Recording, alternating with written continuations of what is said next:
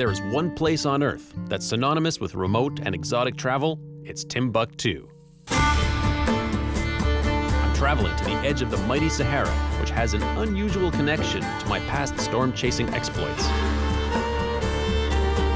They say that it's not the destination, but the journey that counts. But in this case, trust me, it's both.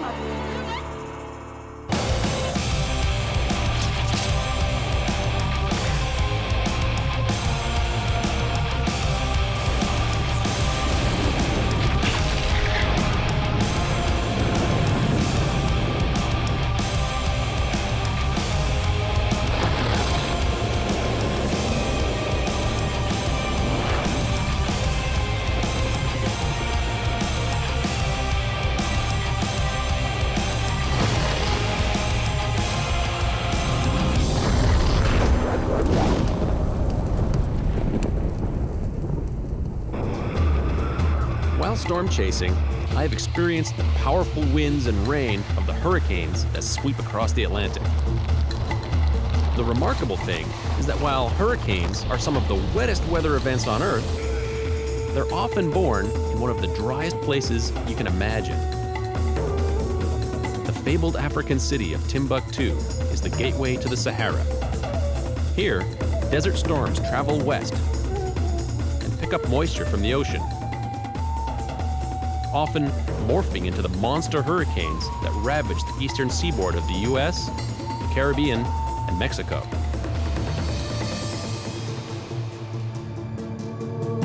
But there's a reason why a Timbuktu stamp in your passport is so prestigious. The searing heat, the dust storms, and the occasional risk of banditry keep all but the diehards from making the trek.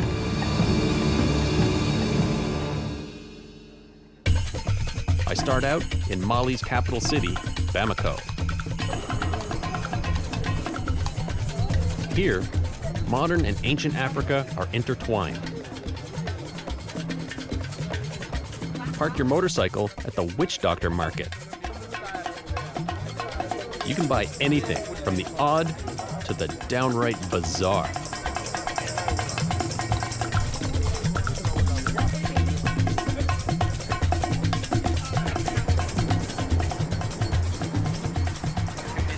I'm traveling with Ross Velton, who's written several travel books, including one on Mali. He'll act as my guide, interpreter, and encyclopedia of Malian culture. The main goal today is to just get out of the capital of Bamako and get north up towards the city of Djenné. It's a small town, but it has the world's largest mud mosque. So that should be pretty spectacular. And then from there, we'll continue north up into the more remote areas in the Sahel and then up into the Sahara. And eventually Timbuktu.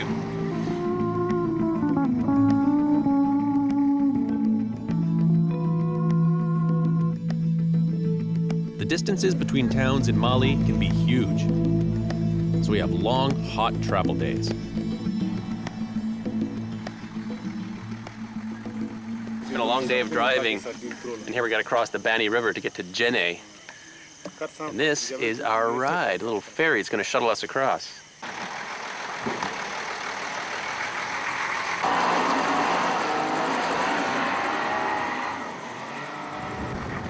Djenné is really lovely at either sunrise or sunset. The light casts magnificent shadows and hues on the buildings. It's as if you're in the Sahel, but 100 years ago. It really is. Like stepping back in time. Oh, it really is. Yeah.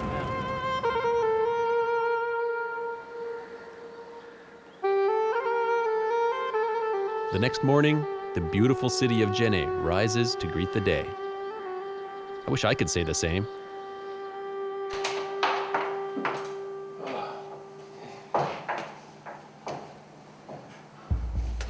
My alarm went off this morning. I slept right through it. Not so good. Time to get rolling.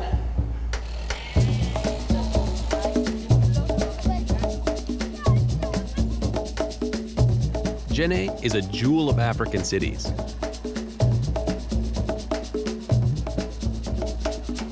The culture and architecture here is so unique, it's been designated a World Heritage Site. Here in the town of Djenné, they have the largest mud structure in the entire world. Right now it's the dry season, but when the rainy season comes, the outside of the mosque actually starts to dissolve. So they have a ceremony where they pack fresh mud in every year at the end of the rainy season. It's a battle between the building and the elements. It is spectacular. And I've made a bunch of new friends this morning.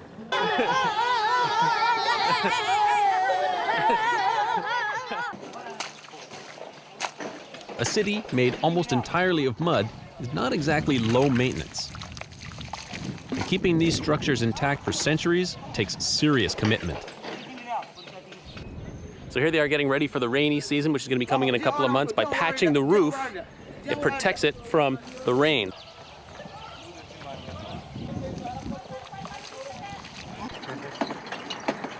We take a short drive down the road to make another river crossing. And like most places here, if you stand still for a second, someone will try to sell you something. How much? This one is beautiful. How much? I can't do it. I have this one. I just bought this. How much? This one. After injecting some cash into the local economy, I escape across the river.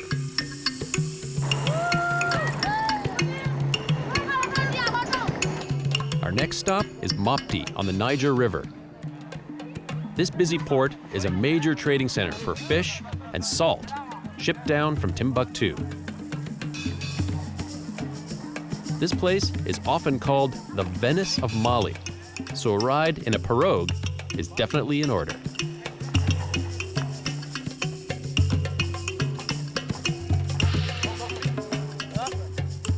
The water of the Niger River is the lifeblood of Mali. Most of the big communities are built on its banks, and right now it's the peak of the dry season. It'll take another 2 months before the rains really start to fall here. The water level right now is about 4 or 5 meters below the high water mark for the wet season, so there's a tremendous range in terms of the height of the river. Merci beaucoup. The Niger. Cheers. Here we sit, 2 by 2, destination Timbuktu. But there's still plenty of rough road ahead before we get to the Sahara.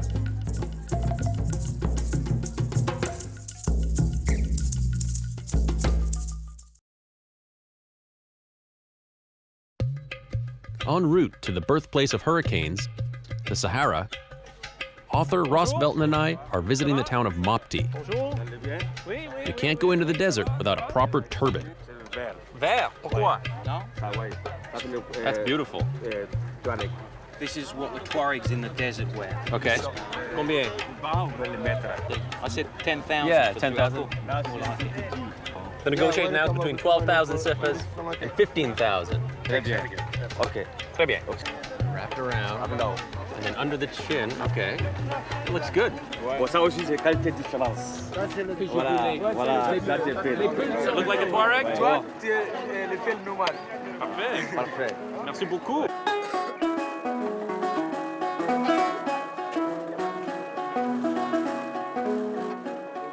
The city is alive with people and music. I'm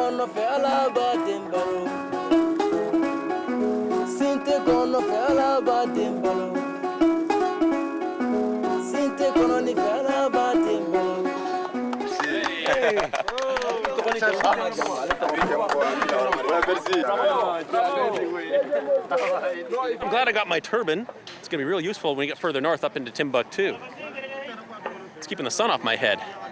You'd think it would be hot, but it's actually quite nice.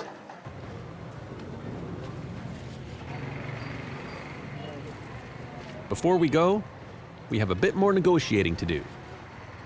Non, 4, ça devient trop là, parce que là, 4,000 et on n'a pas le temps. Comme vous voulez, parce que les villages, un jour là où il y a beaucoup de villages. Sorry, I'm having a bit of a heated conversation here about how much to pay for cola nuts. Now, the idea is when we go to Dogon country, the people there, they didn't use currency. They use these cola nuts. And when you go to the villages, traditionally, you give these as gifts. So we're trying to get some before we go there, but we're not sure how much we're going to have to pay. Let the fight continue. À cause de lui, je vais vous faire 5. Non, 4,000. 500. Tu mets 500. Voilà. I want to get out of these cities. It's just too much going on, too dusty, too much traffic, too much pollution. It's time to get further north, up into the real Sahara.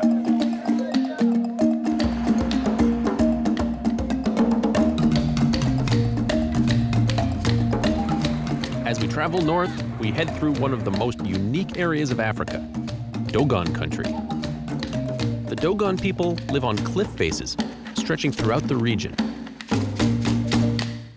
People actually live along these cliff faces. It's not hard enough that they live here in an incredibly hot desert with long periods of dryness, but look at these houses. It's incredible. They are mud houses along the bottom of this cliff face. Their dead are buried up inside these caves. If you look very, very closely, you'll see little buildings pocked all the way along this cliff face. It's amazing.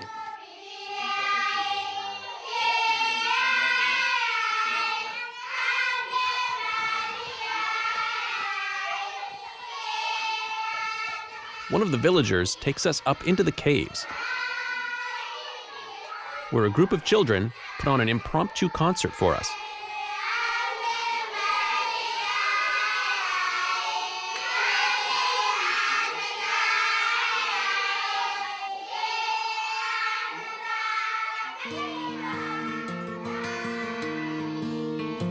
It's inspiring to meet people who, despite living in such a harsh environment, are so warm and hospitable.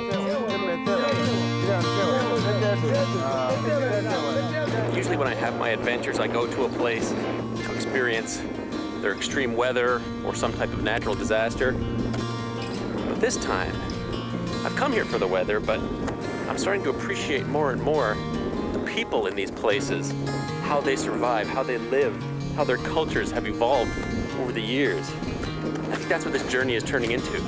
It's not just a trek to Timbuktu, but it's more than that. I'm really enjoying this. This is a really unique experience.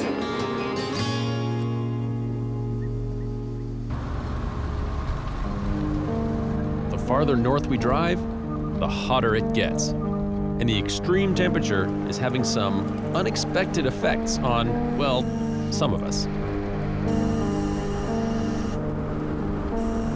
All right, it looks like an overcast day, but there's no clouds. It's all haze from dust from the Sahara, and it's so hot that Ross here has even been hallucinating. Yeah, as I was drifting off to sleep in the heat, I thought I saw George perched on the front of the car on the bonnet as it was moving, firing a machine gun.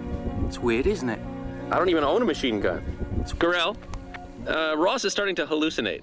He's starting to see things that aren't there. What do you think? It's okay. It's okay. But we won't let a little heat spoil our fun.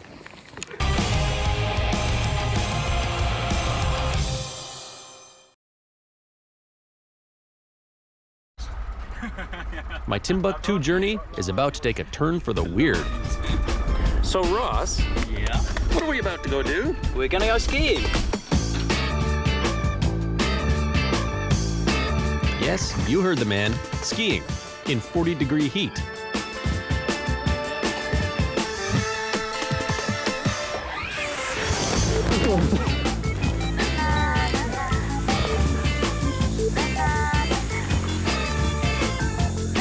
Not exactly Kitzbühel. Uh-oh! No! We're not the greatest skiers in the snow. And trying to carve in the sand is even tougher. Good stuff!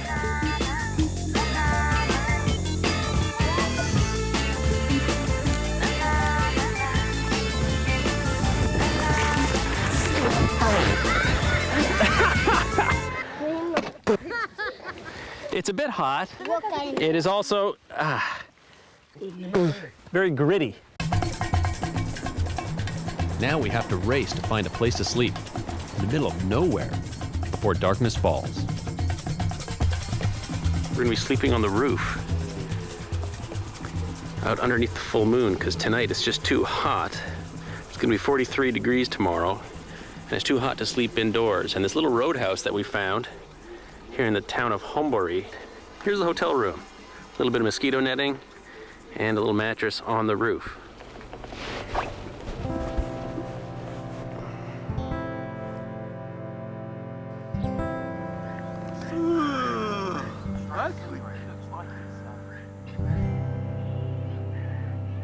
I actually slept pretty well considering it's on a roof.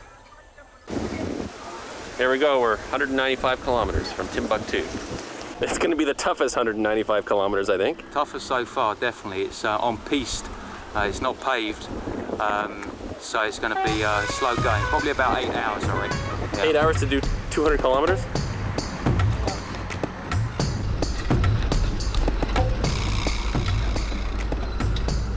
As if the scorching heat and sand weren't bad enough, I've got the latest travel report from the government back home.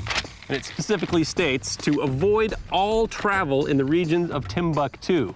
It goes on to say, banditry and carjackings occur in and around Timbuktu, and four-wheel drive vehicles are specifically targeted. From here, 90 kilometers to the Niger River, and then Timbuktu is another 10 kilometers further.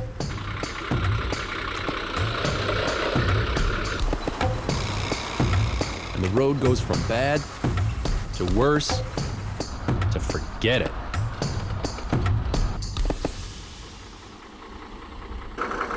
Well, we're stuck in the sand. Yes. About 50 kilometers to go to the river. But fortunately, we got stuck just next to this nomadic settlement. And we're talking to the residents of this little community to see if they can't help us. It's just as bad as the snow back home. The more you spin, the worse it gets. So we try to find anything to help give us traction. Okay, try again. Okay, here, give us another shot.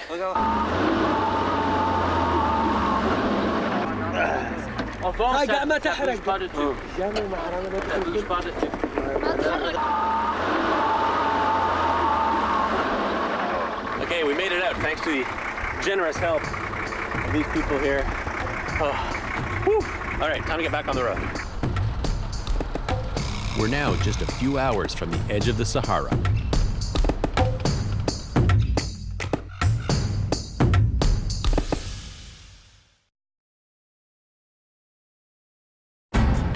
I'm about to arrive in the mythical town of Timbuktu. Traveling with writer Ross Velton, we're getting a taste of the wind power generated by the Sahara. A group of large dust devils develops, and we're in the midst of a full-blown sandstorm. Almost as if on cue, I just arrived in Timbuktu, and there's already a sandstorm blowing.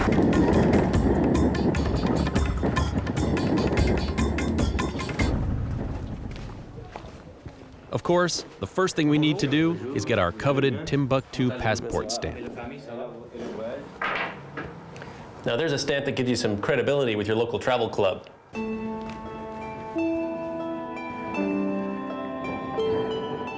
Ross gives me a tour of the fabled city that has been the ultimate challenge for explorers for centuries. There's evidence everywhere of infamous treks to Timbuktu.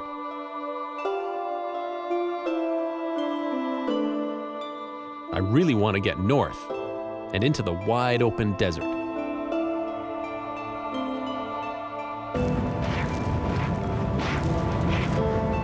The possibility of a sandstorm is really increasing. The wind has picked up dramatically from the north, and that's where most of the sand in the Sahara is, and it's blowing down this way. There's already a lot of sand in the air, and I think the winds are going to pick up. It's easy to see how these powerful winds can sweep across the desert and spawn severe weather elsewhere. Yeah, the wind's really starting to kick up.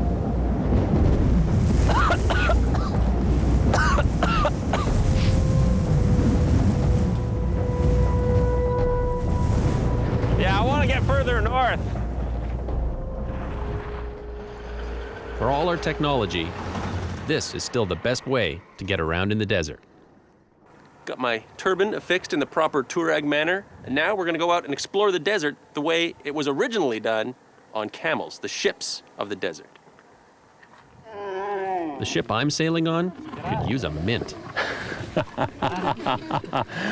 Great, nice. Alley-oop. There you go. There we go. We're riding up really high. Wow, these things are tall. Whoa! Abizao. Camels are the ultimate all-terrain transportation. They can cover 160 kilometers in a day in the blistering hot desert and can go weeks without a drop of water. When they find water, they can drink over 100 liters in under 10 minutes.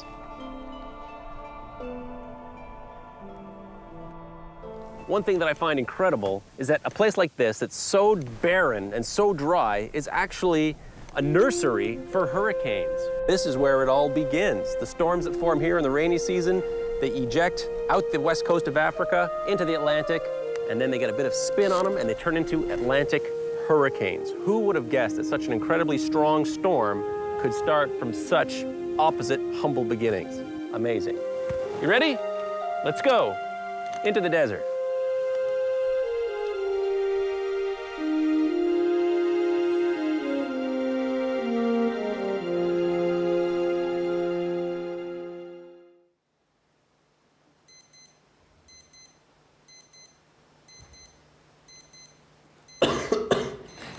The road south of here is about 7 hours.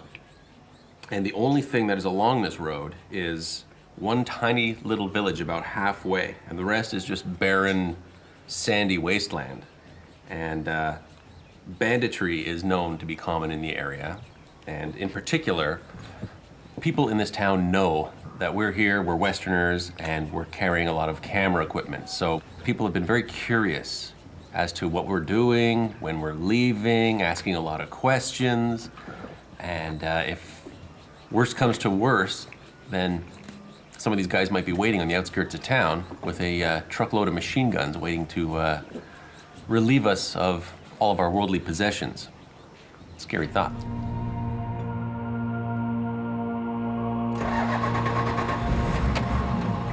As we slip out of town, I'm reminded that, as rewarding as this kind of adventure is, sometimes it's risky business.